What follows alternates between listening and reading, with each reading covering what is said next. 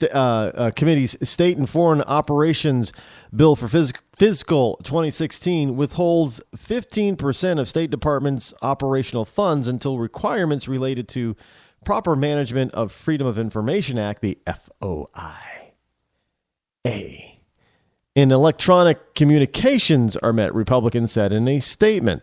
The bill makes good on a threat the House GOP had been considering earlier this month to use funding as a leverage to obtain documents related to Hillary Clinton's time as the nation's top diplomat. And this is this is a beautiful thing.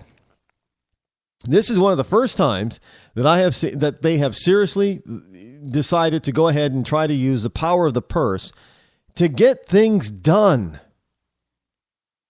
This is a good now they just have to follow through, but this is a good sign.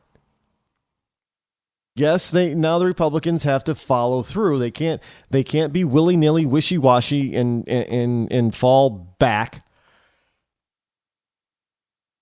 and give in and be, they need to stand firm on this one. They really do. Now,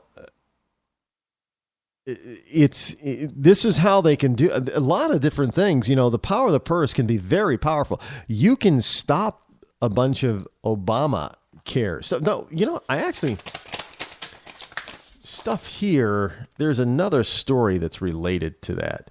A power of the purse. Yep. House panel. Another House panel votes to repeal Obama's medical devices tax. Now, see, if this is a Washington Times story, but all you have to do is just use the power of the purse. Start.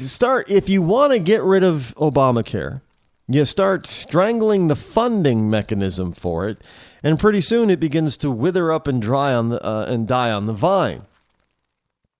Now, a powerful House committee approved a bill Tuesday to repeal Obamacare's medical device tax, a provision that's been criticized by members of both parties as a misguided way to pay for the health overhaul. Now, the Ways and Means Committee voted 25-14 to repeal the 2.3% excise on sales of pacemakers, artificial joints, and other devices with Representative Ron Kind of Wisconsin, the lone Democrat to support the bill. It's an iron law of economics that when you tax something, you get less of it. Now, so we've really got our wires crossed here. We want more medical devices. What we want less of is this bureaucratic meddling. So, hey, just toss on another two. It's kind of like here in the Granite State. It's a little bit funny. You want to offer something that's convenient that can also save this, the government some money. So if you go to register your vehicle in many towns around here, you can now, pay with your debit card or your credit card. Now, I can understand with a credit card, they're not set up for debit, enter your PIN, but the whole point is that either you pay cash, you pay check, or you pay with your card.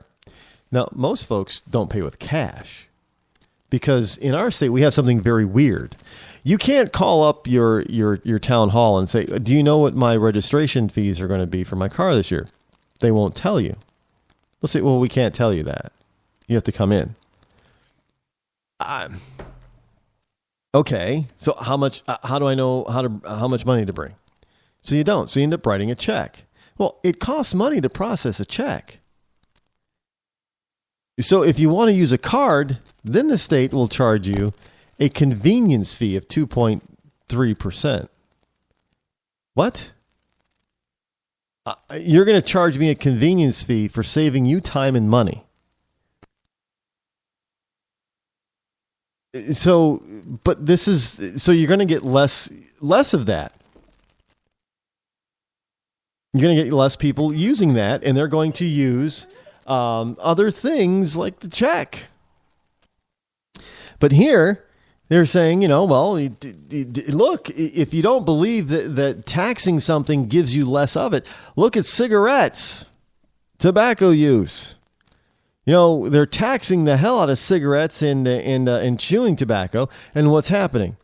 People are chewing less chewing tobacco and smoking fewer cigarettes. So people are quitting the tobacco habit, so much so that a lot of programs that used to be paid for by cigarette tax dollars now have to be paid for by other tax dollars because too many people quit smoking. Because the more you tax something, the less of it you're going to get. So if you're going to tax medical devices, are you going to get people who are going to be able to afford to use a pacemaker, or who's going to pay for that pacemaker? Well, it's the insurance company, right? So you tack on another, whatever a pacemaker costs, but you tack on another 2.3% to that, and what do you got? A more expensive pacemaker. Well, who pays for it? Well, the health insurance company is paying for it. And how do they get the money? Oh, through premiums. And so how are they going to get the money if they get it through premiums? They're going to raise premiums for the next when the next year comes. And what was the surprise? It's like 26%. Was it Blue Cross Blue Shield somewhere wants their rates to go up by 26% in 1 year? And look, people are being hammered with this Obamacare stuff. It really does need to be repealed. It needs to be repealed once and for all. It's costing the people of this country way too much. We were promised it was going to be cheaper. We were promised it was going to be better. We were promised we could keep our doctor. We were promised we could keep our hospital. We were promised all kinds of things. And what we got instead was a bunch of broken promises, more expensive premiums, higher deductibles, fewer doctors, fewer choices in doctors, fewer hospitals, fewer choices in hospitals. And now you got California that wants to offer Obamacare to illegal immigrants, who are then going to end up, causing the people of California to foot the bill for them. Don't doubt me on that one. So it really is a law of economics. Now, Democrats on the panel, however, as usual, are crying foul, saying the GOP failed to come up with the $26 billion needed to replace the revenue. That's the whole point. You don't take away a tax like this. You're trying to defund the whole thing. So why the hell would the GOP come up with a way to replace the $26 billion needed to over a decade by scrapping the tax? Of course, that's the whole point. They're not coming up with a way to replace the $26 billion needed. Well, hey, Mr. Democrat, that's the point. The main point is, see, they missed the main. The main point is not to get rid of the tax so people buy more pacemakers and more artificial joints. Taking away the tax is so we begin to starve Obamacare. Now, the Republicans had better get their backbone stiffened. They better take their stiff backbone medicine or whatever, or get some backbone inserts, or they better go to the chiropractor or the doctor and have their backbones fused together, because they're going to start to get hammered. Well, if you take away, see, this is why all the premiums are going up, because you're taking away all the tax money for this. Well, no, the premiums are going up anyway. Premiums are going up they're skyrocketing. And they weren't supposed to. Everything is supposed to go down, remember? Isn't that what we were promised? It's supposed to go down. And instead, the cost of this stuff is going up. Up. Yeah, and we don't seem to have an out or a choice. You gotta buy into it. You gotta buy, because it's hey, it's only fair. You know, that you pay for, you know, if you have, you got to pay for those who have not. It's the only fair thing to do. Because otherwise, you're a selfish, evil, rich person. Even if you're not, and we see where this is going. It's gonna start. These higher premiums are gonna go to cover, because, you know, fewer people than expected are being covered or using the exchanges. So that's part of the problem.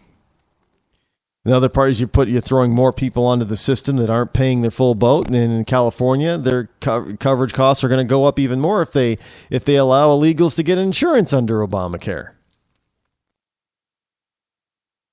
Well, none of it really makes any sense, but it's the truth.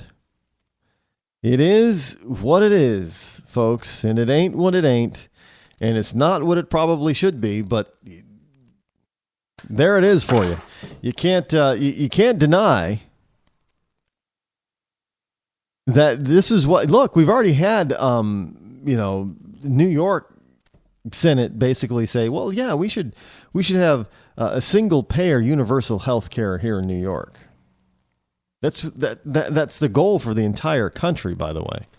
It isn't just for New York, and that would include, you know, most likely allowing illegals to get some sort of coverage themselves, paid for by who?